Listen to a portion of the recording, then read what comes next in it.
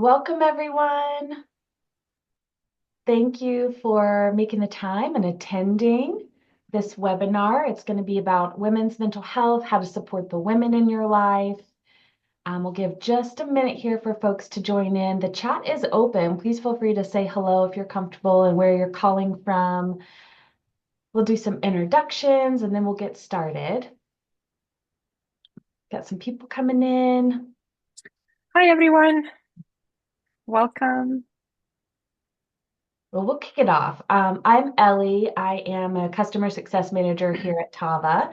So I get to work with HR leaders and really help drive home the importance of mental health.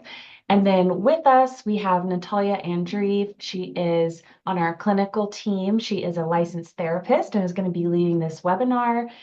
Her clinical expertise, I think, is crucial, especially with a topic like this. So very excited to hear what she has to show us today. The Q&A is open. If you have questions, you can put them in there anonymously if you'd like to. The chat is also open. I will be watching that as Natalia goes through so we can make sure we answer any questions. But with that, I will hand it over to you, Natalia.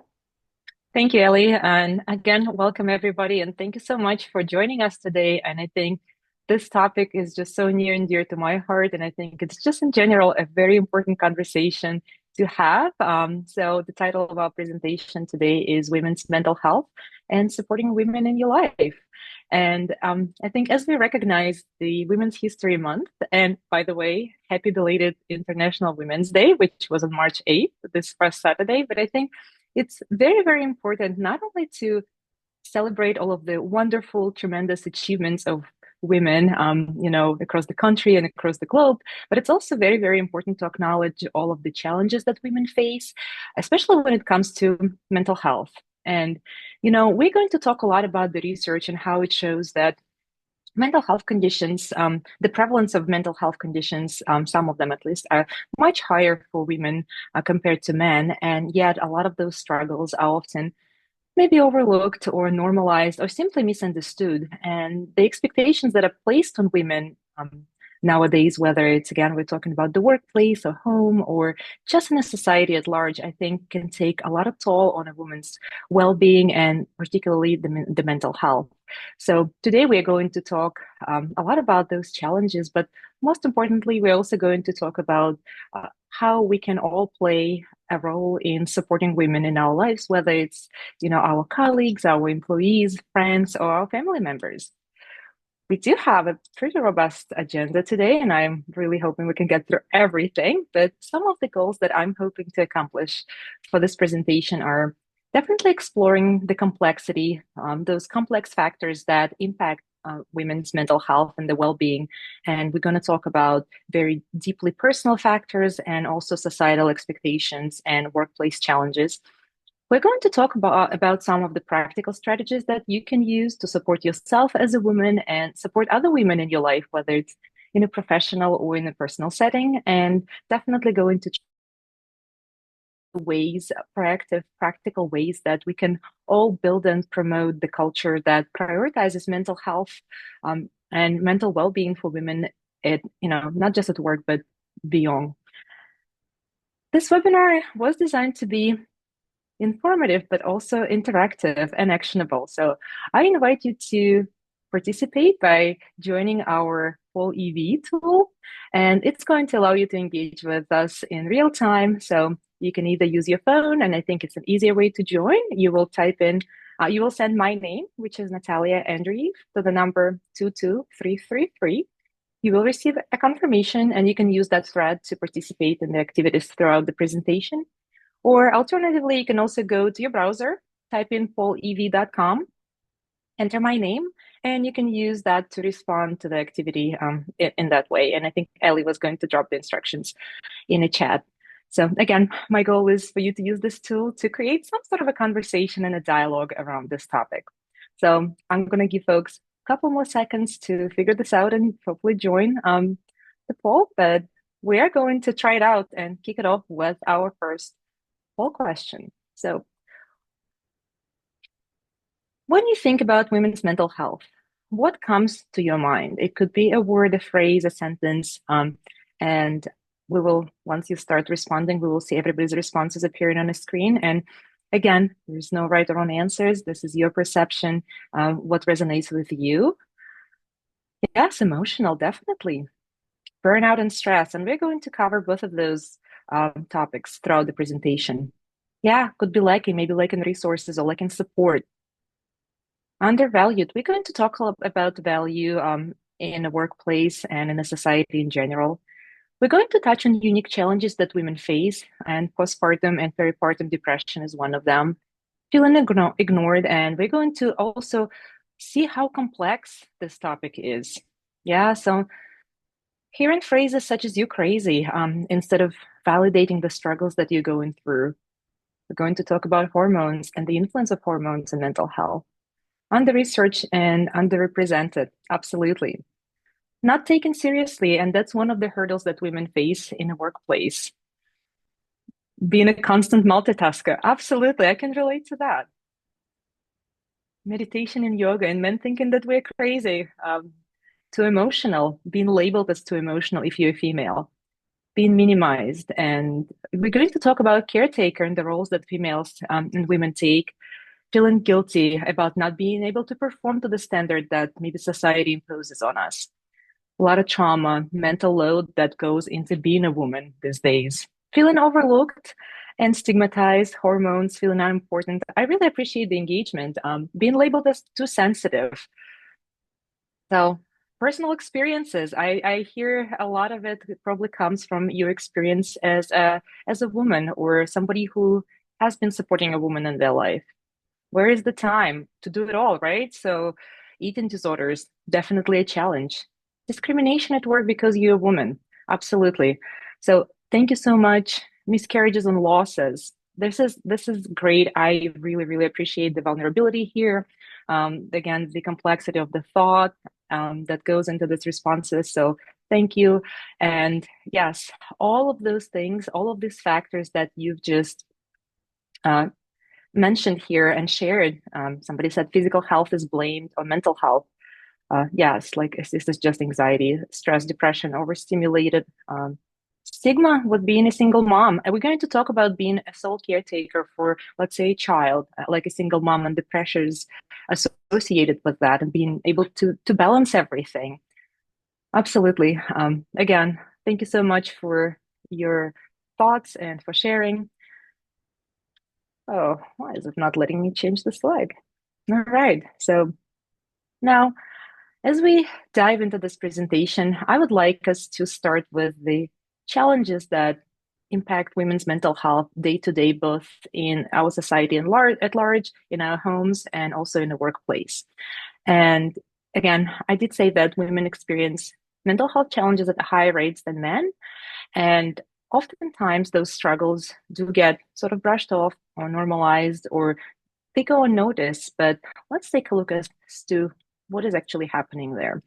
So, when it comes to the statistics and the prevalence, and we're looking at the US Office on Women's Health, it says that more than 1 in 5 women in the US will experience some kind of mental health challenge in every given year.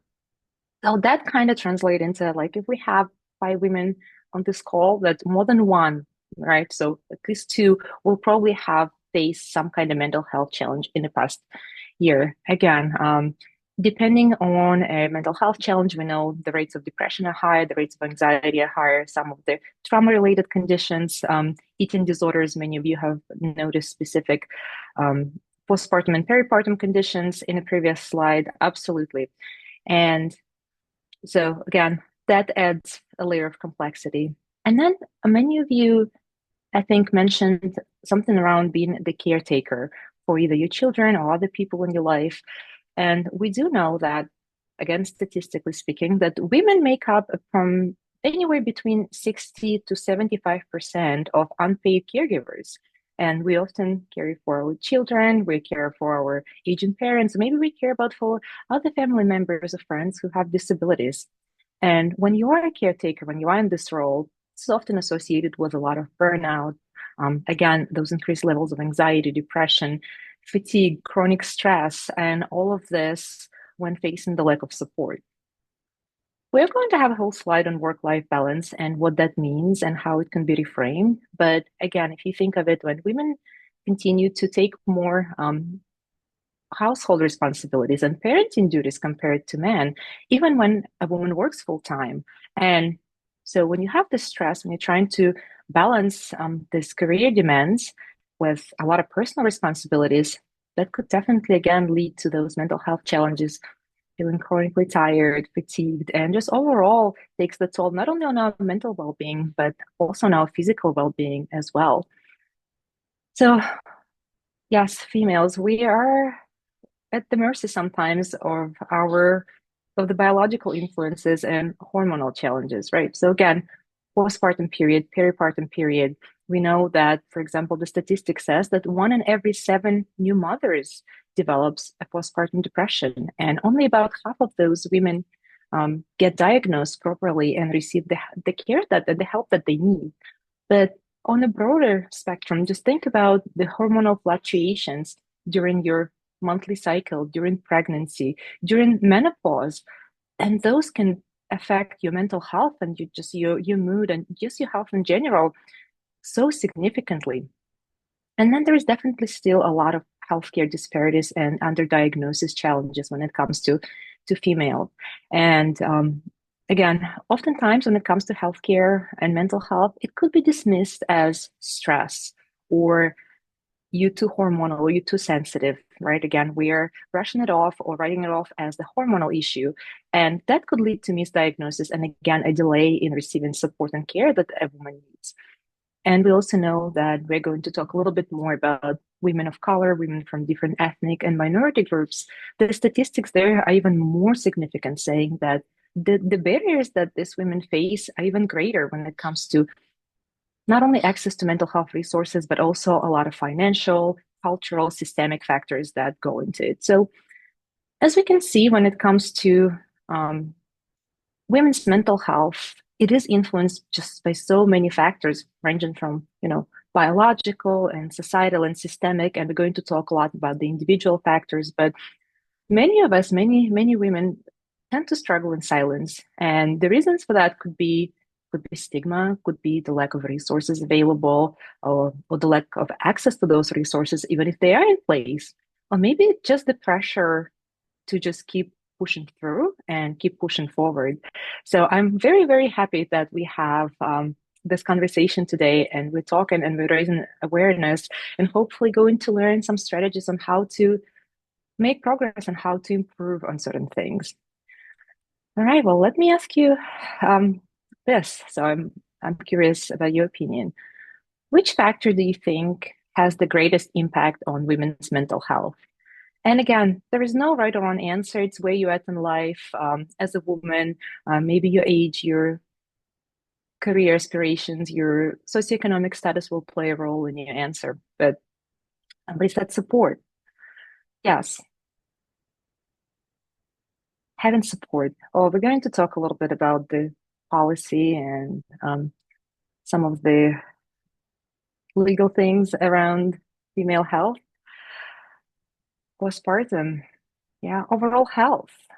Yes, absolutely. It impacts our mental health so tremendously. Work responsibilities, time to care for yourself. Yes, whether we have after we juggle, so many different things, do we have any time to take care of ourselves and our health and our mental health? Lack of support and lack of work-life balance. Oh, drive to have it all. We're going to have a slide on that as well. High expectations to, again, just being able to do it all. Pressures. We're going to talk about the social media and the societal pressures as well, and age and hormones. Having the time, right? So I oftentimes wish I had more time in my day to accomplish everything that I either have to, or I need to, or I want to accomplish. Stress, yes, hormones, physical health, how your family treats you. Ellie, what do you think? Do you have what would you say that right now in this stage of your life, what would be the greatest factor that impacts your mental health? Ooh, that's a good question. I definitely agree with everyone saying the work-life balance and just finding the time to do it.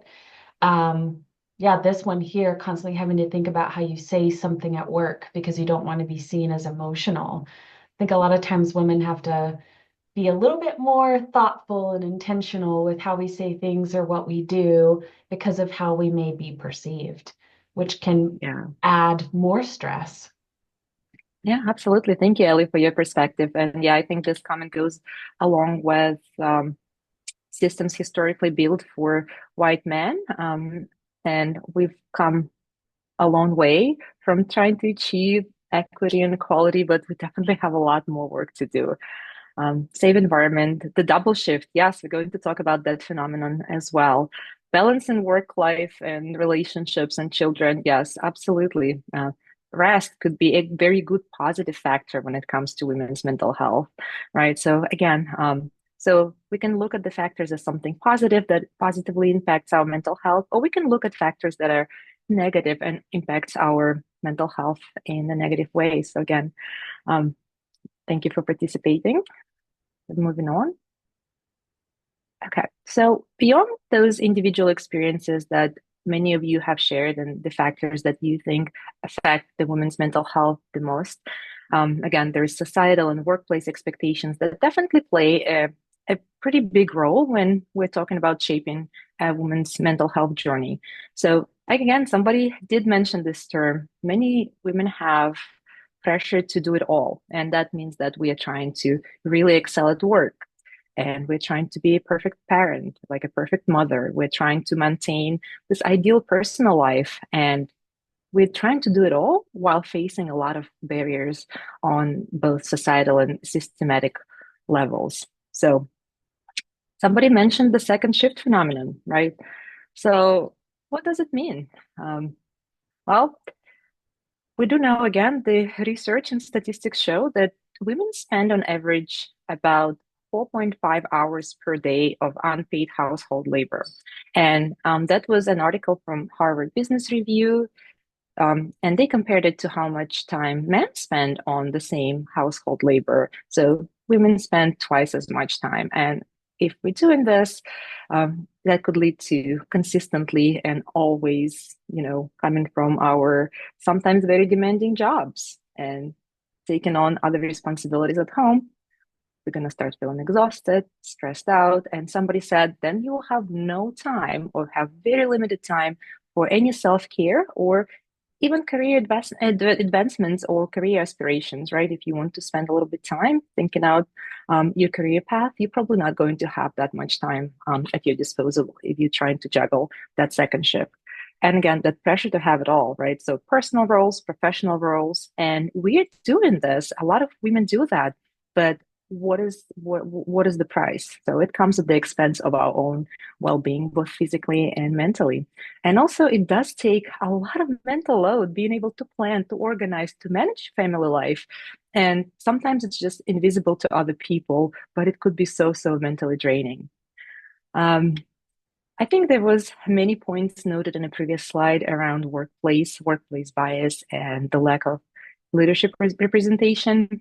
I did read the newest McKinsey report on women in the workplace. And if you're curious, I highly encourage you to look it up and compare it to the last year report. So this was a report for the 2024. I also looked briefly at the report for 2023 and 2022. And the findings are that women hold about 10% of CEO position when it comes to Fortune 500 companies. And women who come from ethnic and minority groups, that statistics is even lower. So again, when it comes to the workplace, many women still face what they call prove it again bias, meaning that they must constantly demonstrate their competence, even though they are fully equipped and competent to take on the next role or to take on the next promotion.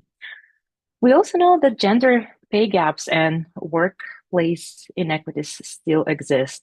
I know we have come a long way, but again, there's so much more work to do. So women still make 83 cents for every dollar a man earns, and that pay gap widens as again we look at women of color or other ethnic and minority groups. So again, if the mental load and mental stress associated with the financial stress can affect somebody's mental health so profoundly and so significantly. I think somebody also mentioned government, and there is definitely this impact of policy changes, right? So, a lot of legislation around women's health, reproductive rights, parental leave policies, and just healthcare access in general can have pretty profound, huge mental health implications. So, again, if a company doesn't have an equitable and fair paid family leave, that could force a woman to choose between her career and her work or her caregiving responsibilities and being a mom, for example. And social media and self-worth. Absolutely. Women these days, and we're going to touch more on this topic later in the slides, but women these days are definitely disproportionately affected by this very high, a lot of times very unreasonable, unrealistic beauty standards, and the comparison culture is rampant. So again, it depends. It kind of fluctuates depending on your age, and we know that younger women particularly prone to developing anxiety and depression, um, stemming from this unrealistic standards for beauty and achievement, and just the comparison culture in general. So again, it's clear that our female mental health, women mental health is so deeply intertwined with all of the roles that we take on or we expected to take on and play in our society and in the workplace. And I think sometimes these challenges, even though they're perceived as just some personal struggles that a woman goes through, they also systemic issues and they do require a lot of cultural adaptations and policy changes. So in the next part of this webinar, we're going to continue building this complexity in terms of like what factors influence women's mental health. And I wanted to talk a little bit about intersectionality because it does not exist. So mental health and women's mental health doesn't exist in a vacuum, right? So we already saw how many different factors go into, the picture of what does mental health look like for a woman, right? So it could be, the factor could be a race, socioeconomic status, age, disability, gender identity, and more. And all of these factors that I represent on this slides, they're in addition to everything else that we have discussed, but they do again shape how we experience mental health challenges, how we are perceived as women, and how we access care and the level of support or the accessibility of support that exists for us as women. And I'm pretty sure that understanding this intersectionality on a deeper level will allow us to maybe build and provide more effective support. And again, I'm speaking to those of you who are in the manager positions in maybe HR leaders or healthcare providers or allies, or even on an individual level, if you are a woman or you're supporting a woman, I think being able to understand this concept is very important because again, no two women experiences when it comes to mental health are the same, and it will be profoundly influenced by their personal stories and their personal experiences, but also by our society and culture at large. Again, let's just take a look maybe at a few things here. Again, if we look at for example, religious affiliation or cultural background that the woman is coming from, some communities stigmatize mental health in general, but when it comes to women's mental health, it can be even more stigmatized. And that is such a huge barrier for somebody who really needs to seek help. When it comes to age or the life stage that a woman is in, right? So for young women, it might be more dealing with social pressure, social media pressures. And for somebody who is older and more mature, maybe they're facing challenges that are associated with going through menopause or just age discrimination at work. So I think the key takeaway here would be to recognize that many of these factors overlap and to allow us to move beyond this one size fits all approach when it comes to mental health. And if we are engaging in advocacy, whether it's again on a personal, societal, or workplace level, we're advocating for more individualized, more culturally competent, and accessible to women support systems. So now I would like us to kind of we looked at more of like a broader picture, and now I would like us to zoom in on one of the very critical area of our lives, which is the workplace. And I think women from different backgrounds will encounter slightly unique challenges when it comes to work. But again, the impact of those challenges could be quite significant. So, for example, when we talk about women of color, we do know that, again, I already said that women in general face high levels of depression and anxiety, and they are less likely to receive treatment. But this statistics is even higher for women of color, and their rates of depression and anxiety are definitely higher compared to other women, and their access to care is much lower. For example, I think one of the statistics that I was able to look up was that about 25% of Black women who need mental health care actually receives it. And among Latina women, for example, this group is the highest lifetime prevalence of PTSD disorders among all of the other women in the US. So again, that's one of the workplace things that we need to be aware of, because again, women of color and women in general might face higher instances of microaggressions and deal with biases and underrepresentation when it comes to leadership roles. And as an organization, what can we do? Um, Again, we just need to do more to ensure that we have diverse representation when it comes to mental health resources, and that when we are creating the wellness programs, we are thinking from culturally sensitive and female forward perspective about those resources. Another, I mean, I do have a lot of information here, but I did want to talk a little bit about maybe women who fall into lower income brackets. And we do know, again, the statistics um, show that they are more likely to develop high levels of stress and depression because of their financial instability. I think somebody mentioned a couple slides ago being a single mom and how that could be really draining and stressful compared to women who have a partner in their life for the support. And we do know, again, research shows that women who high and low wage jobs have higher burnout rates because, again, they are less likely to have time to take care of themselves, or sometimes maybe don't have the same type of access to the resources that women in other positions, or again, people in other positions do. So when it comes to, again, a company's mental health resources or developing the benefit to offer to the employees, making sure that it is accessible to all employees, regardless of their position, not only for those employees who maybe hold high level positions.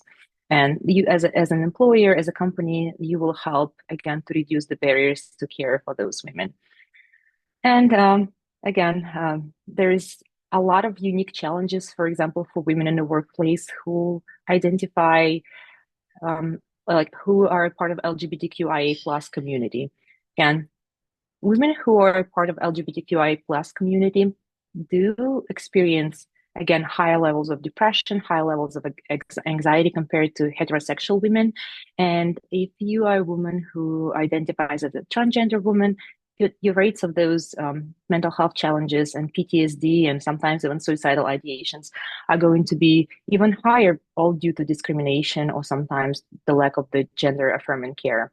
So for the companies and the workplaces, I think it's important to ensure that you're offering services and your atmosphere, your culture is inclusive, LGBTQIA plus affirming, and you have the zero tolerance policy for any kind of discrimination.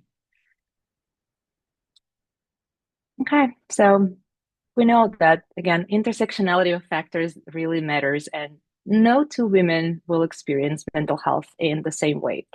So, and I would like to hear from you. Which workplace challenge do you think affects women's mental health the most? And that would be from your experience.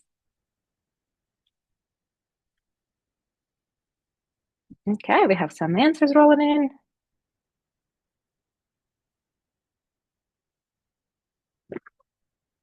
All right, so we have, and Ellie, if somebody drop something in the chat, feel free to let me know. But right now, I think we have the highest vote is for the work-life balance and having a caregiving stress. But I also see that people Think about the lack of leadership representation in the workplace, facing bias and microaggressions at work, and being confronted with mental health stigma when it comes to the workplace. All right, I think we still have some votes pouring in.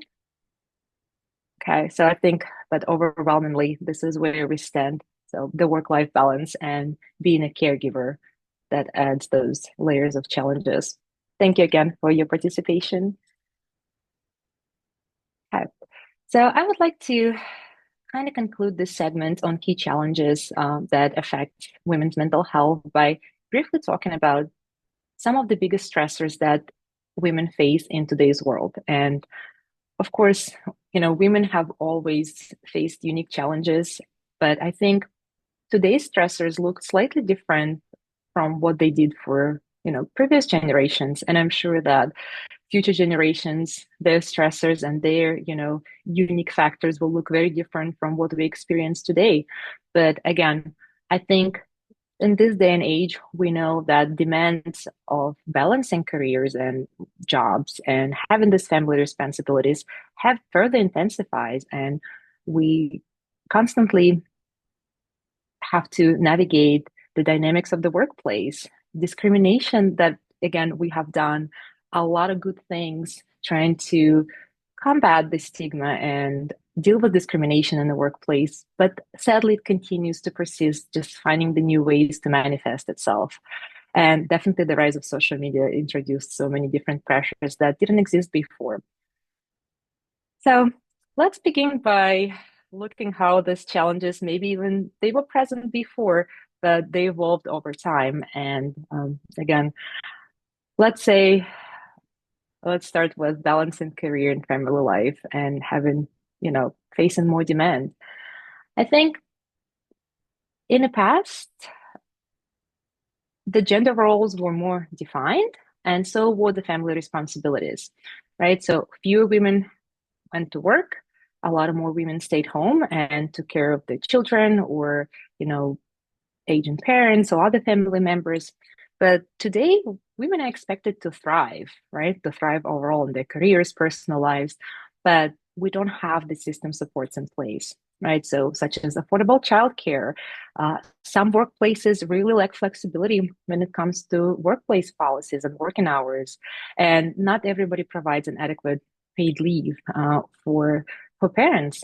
So the statistic is here that an average working mother spends 98 hours per week on combined job and family duties, which equates to about 2.5 full-time jobs. And we know that even when both partners work, research still shows that women will do more of the household chores and childcare, and that definitely can add to the mental load, that the stress that you're carrying. And that, I think, is a good segue to the mental load of caregiving. So when you think back, I think historically, when it comes to caregiving, it was sort of a shared responsibility among either extended family members or some community networks as well. But I think we have shifted to the place where today many women are struggling with navigating this responsibility of caretaking alone. And they do hold the job, they hold a full-time job, but then they have this demand of being a caretaker. And I think that creates that double burden that I call it. And that's, chronic stress, exhaustion, feeling of guilt. I think somebody mentioned guilt on a very first call that we did, especially if, again, they don't have those supports in place. And this is where companies can really, really be effective by reevaluating their, schedules and offering flexible schedules, providing caregiver support groups, or at least providing the resources how to access those. And again, offering a mental health resource as a support is a great place to start. And when it comes to workplace discrimination, again, it has always existed. It just manifested itself differently. We have made strides, great strides, a lot of progress, but biases persist. And many women, we already talked about the pay gap and the lack of representation when it comes to leadership opportunities and microaggressions. One of the biases that I recently read about was the maternal bias. I think it's a perfect example where I think a working mother will be perceived less dedicated as an employee, just again because they're a woman and a caretaker. And if a man were in the same position, they will be looked at as, for example, a family man, a more of a positive light. So again, to create true equity when it comes to mental health, and companies, I think organizations do need to evaluate their policies when it comes to hiring, promotion, being able to offer maybe some mentorship opportunities for women, and just overall address biases when it comes to workplace and maybe performance evaluations, again, promotions and hiring. And yeah, so I'm pretty sure that all of you have maybe faced or know somebody who have faced a gender related bias at work, and I'm pretty sure it looked different for everybody, but if I were to ask you what did it look like, you will be all you all will be able to come up with an example. And then all right, let's talk about the social media and self-esteem. These days again, I think this pressure has existed for women before in past generations. It just didn't look the same way, right? So if you think about so many years ago, what did social pressure look like, or social media? I think it was more like maybe TV, right? Maybe magazines that also promoted a certain standard. But today, the social media is just so pervasive and prevalent, and definitely has intensified the comparison culture that we all live in. Again, the pressure to be, or to curate rather, this perfect life, that could lead to, again, body image concerns, because every woman would want to look this like a certain way, promoted in a social media, maybe again lead the lifestyle that is being heavily promoted, that could lead to self-doubt, heightened levels of anxiety, depression. And again, a lot of times those standards for beauty, career, lifestyle, parenting are just so unrealistic. And what we get in the end is this mental exhaustion and a myriad of mental health challenges. And I don't know, one way we can eliminate it, it's a part of our lives, but I think one way to combat it would be probably just do a digital detox, here and there. Maybe, again, promote more authentic, diverse representation when it comes to social media content and what success like looks like for different women. And I'm just again going to circle back to the reproductive rights and policy rights. Again, that has been something, that has affected women for generations. Past generations, I'm sure that's going to look different for future generations, but I also know that access to healthcare and access to reproductive services is a very deeply personal issue, but it does affect our mental health significantly. And I think policy changes on a broader level do, again, are very heavily related to healthcare access and reproductive rights, and unfortunately do have this direct mental health implications for many women. So again, a very deeply personal subject, but it exists. So would you like to share if you know somebody who faced gender bias, at work, and what it looked like? Could be something very brief, again, a word, a phrase. And I think it's going to help us show that the stressors that we face as women these days are both unique, but also very evolving. And we need to be able to recognize those challenges that are affecting our mental health so we can take that more proactive stance, in supporting women. Yeah. Yeah. Every woman ever have faced. Yeah, I agree. Underpaid and overworked. Yes, just think about again the double shift phenomenon. Somebody was overlooked for a promotion because of the gender, and that is a very, very sad experience.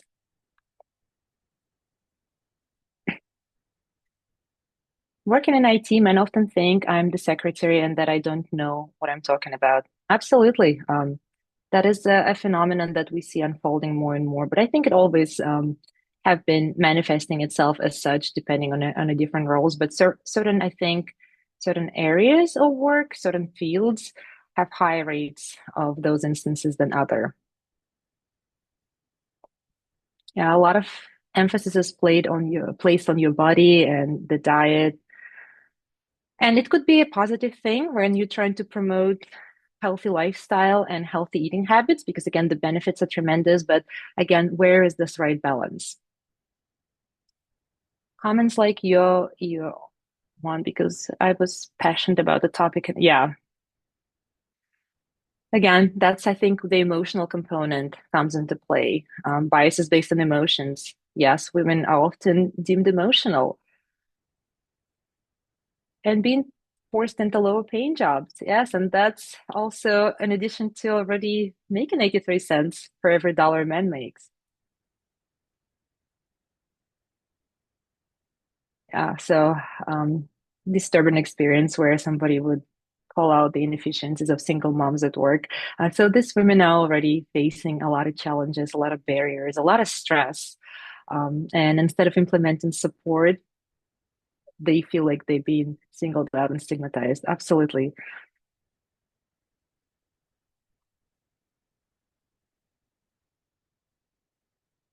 Yeah.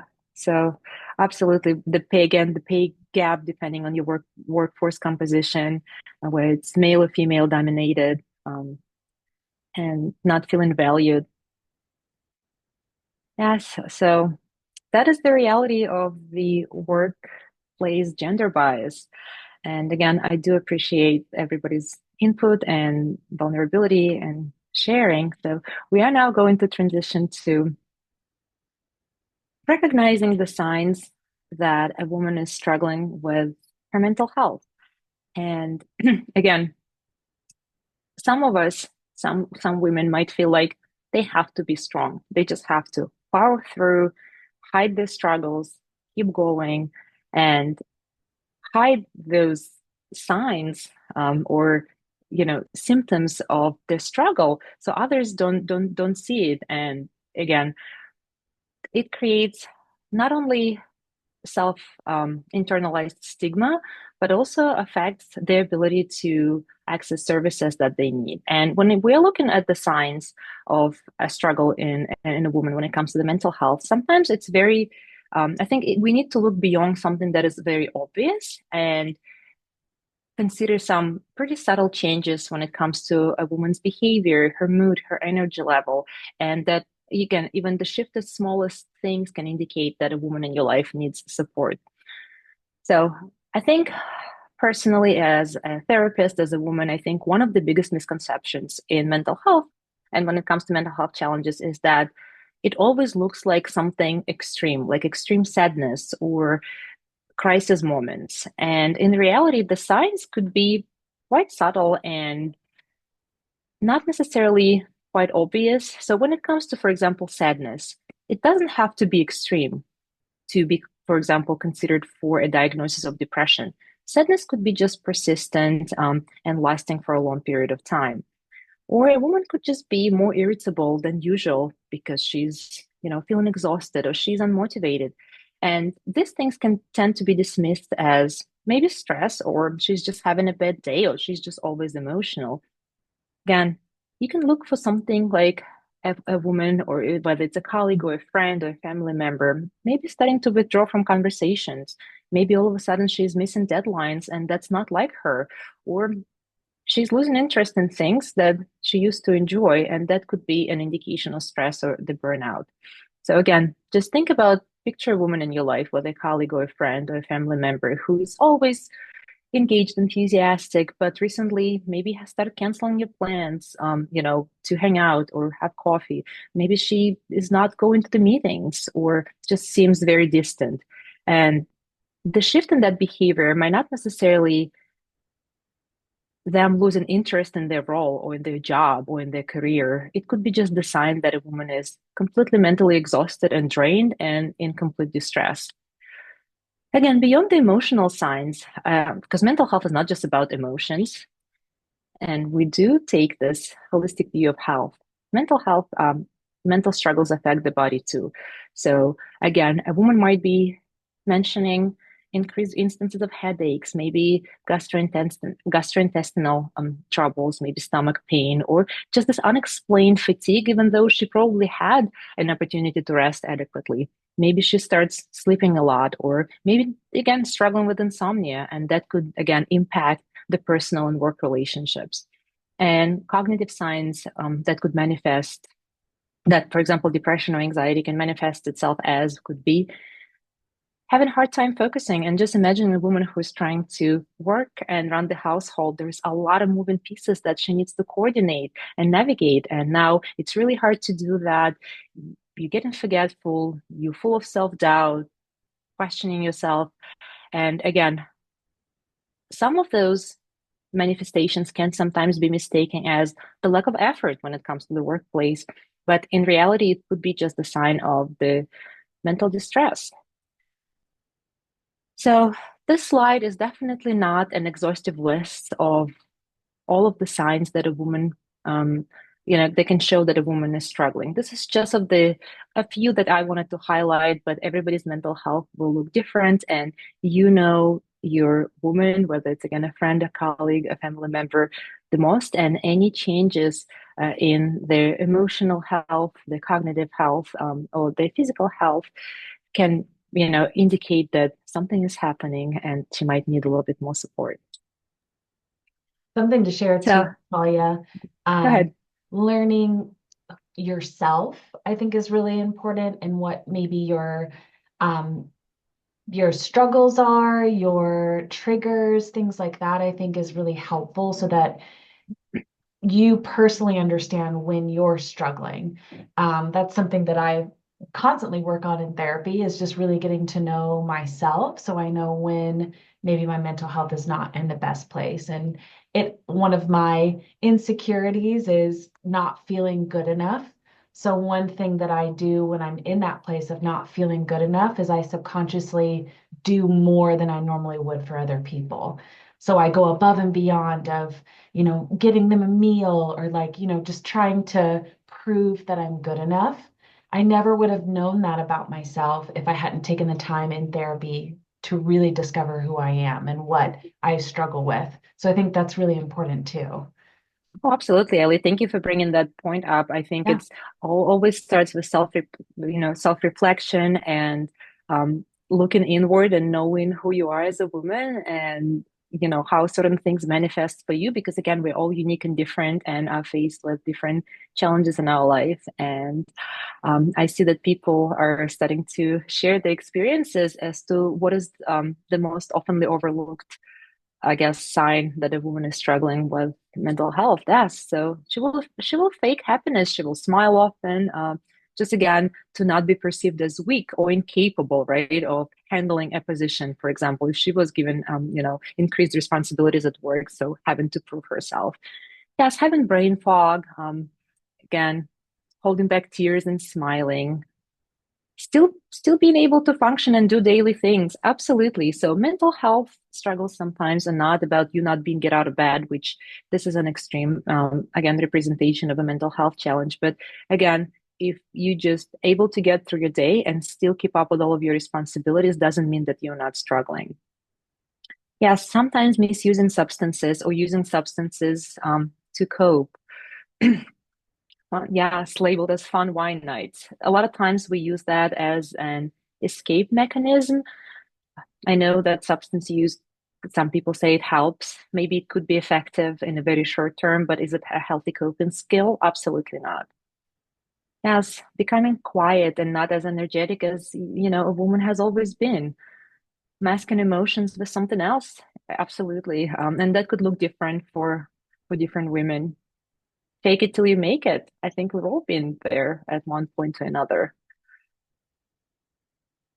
Again,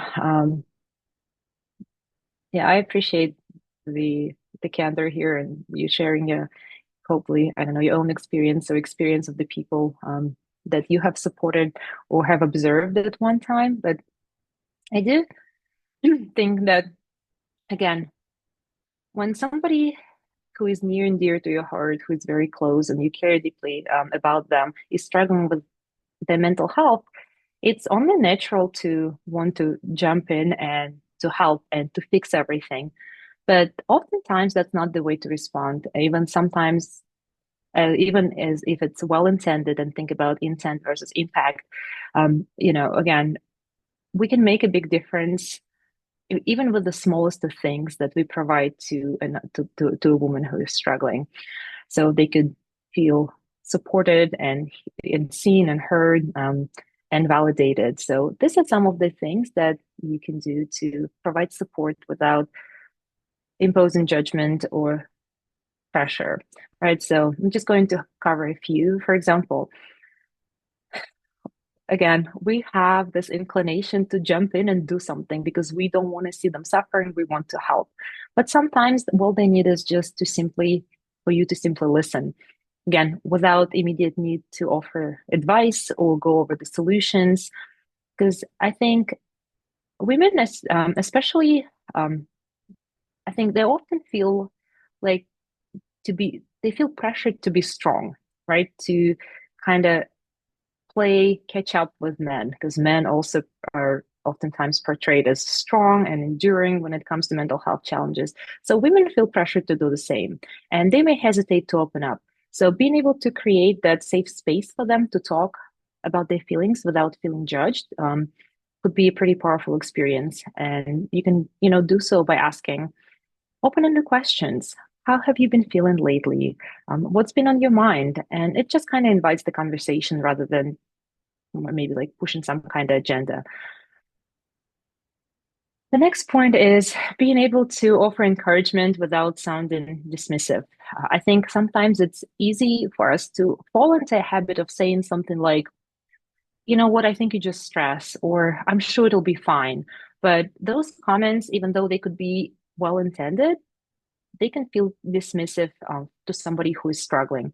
So instead, maybe you can just validate her feelings, maybe saying something, I see that you're going through a lot right now.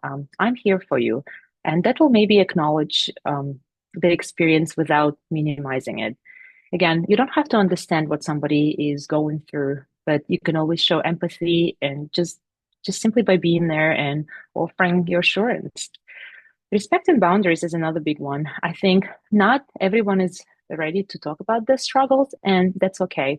Again, if you push somebody to open up before they're ready, it's probably just going to feel overwhelming and it's just going to shut them down. So instead of forcing a conversation, it doesn't matter how tempting it is, because again, your heart breaks for them, you want to help. I think finding ways to support them on their own terms is important, right? Maybe you just continue checking in occasionally, or maybe you just offer to take something off of their plate, something small, maybe in terms of their daily tasks, or just again, reinforcing that you're there for them whenever they're ready to talk. I think support isn't about words, even though words are very important. It's also about actions and just being there consistently in a way that feels comfortable for another person is a very, very powerful way to show that you care. And definitely being patient and avoiding rushing the process and recognizing that, you know, healing and progress doesn't happen overnight. It's a process and mental health journey looks different for everybody. Again, just reminding people that, oh, woman, that it's okay to take time, offer the encouragement without, high expectations, and allow them to heal at their own pace, right? So maybe your role would be to just kind of walk beside them and just not to rush them forward through that process. Again, check in consistently if you ask somebody how they were doing and she told you about what she's going through. I think going back and checking in and in some intervals of time, maybe the next day or in a few days, just again could be a simple text or a phone call or a quick in-person conversation just to see how she's doing, letting them know that they're not alone, and definitely encouraging to seek professional help. I think when somebody is struggling, um, really, really struggling, encouraging them to seek professional help is one of the most supportive things that you can do for that person.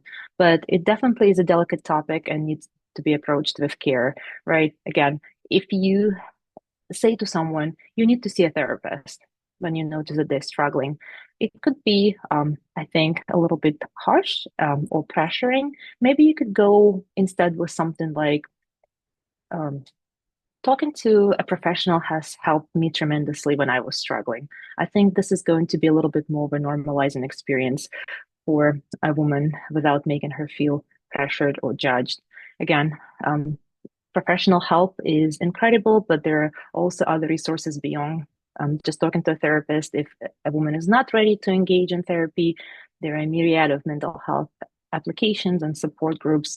So again, when you're trying to support a woman through her mental health challenge, it doesn't mean that you have to know to have all the answers.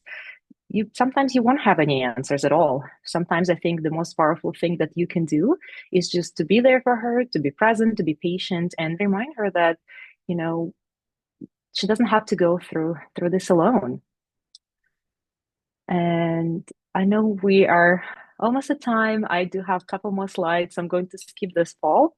But when it comes to building a workplace that prioritizes women's mental health, I think it's a very, very important part of the presentation. And I just wanted to kind of highlight the most important points here. And one of them being creating a culture of psychological safety for all of your workforce, but for you women especially. And that just means that your employees and you women at work are safe to speak up, asking for help, and they can set boundaries without the fear of being judged or without a fear of retaliation. I think women, and particularly women that come from marginalized groups and underrepresented in the workplace, will often hesitate to discuss mental health struggles because, again, there's this high level of stigma and concerns about perhaps being perceived as weak. So I do think if a leader, if you manage a leader, and you are modeling psychological safety by openly discussing mental health and encouraging open conversations and ensuring that if somebody confided in you and shared something that it is confidential, you're doing such a great job. And again, serving as a role model for the company will allow other people to embrace the same culture. I think just the shift in general towards normalizing mental health check-ins is so empowering. And if you can implement maybe a mental health check-in during the meetings, can make it easier for women to open up and share without the fear. Again, just reevaluating your policies and your benefit packages to make sure that you're able to offer some flexibility around work options and your parental leave policies, and just again your mental health benefits, whether it's therapy, wellness initiatives. Again, making sure that all women across the organizations have equitable access at all levels.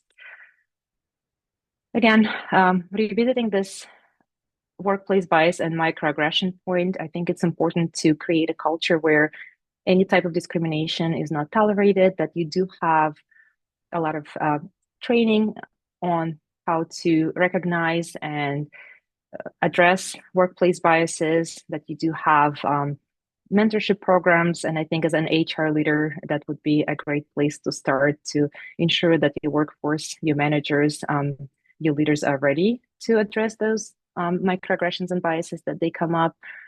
And definitely, when it comes to women in the workplace,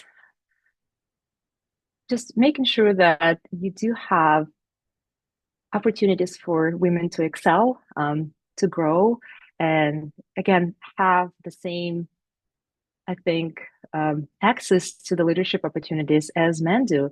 And again, that will be different depending on the company, but I think, again, we do know that women who are being treated equitably in the workplace contribute a lot to the workplace culture and to the financial viability of many companies. Again, that was a Harvard Business Review study that is done. And just to close it up, I wanted to highlight that there is a lot of things that we as women can do for ourselves, and whether it's building our emotional resilience, learning how to set boundaries at work, implementing micro restorative self compassion practices, normalizing self care. A lot of these wonderful things will also allow us to thrive and really reinforce the idea that our mental health is important and we're definitely worthy.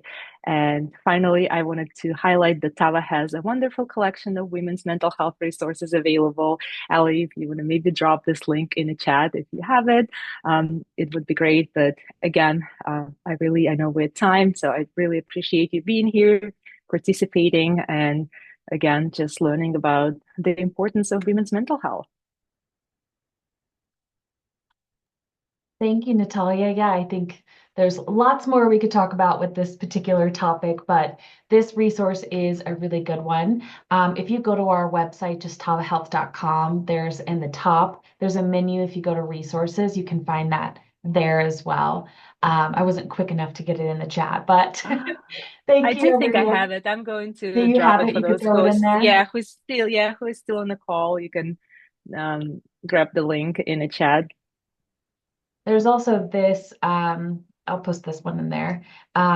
There's this article that, and Natalia posted, yeah, we both posted the same thing. So that'll take you to, we have a whole library of resources specifically for women and their mental health. But also, I encourage you, if you have the benefit with Tava, even if you don't, we are in partnership with a lot of different insurance carriers. We accept cash pay, HSA, FSA, HRA. So if you're not sure if you're struggling, even just having an unbiased party to talk to, I think is always really helpful. So definitely take advantage if you have that benefit. And thank you everyone for attending. We've recorded this, so we will be sure to share it on our website if you wanted to reference it later or share it with someone that you care about. It will be available. But thank you so much, everyone. Thank you. Have a nice day. Bye.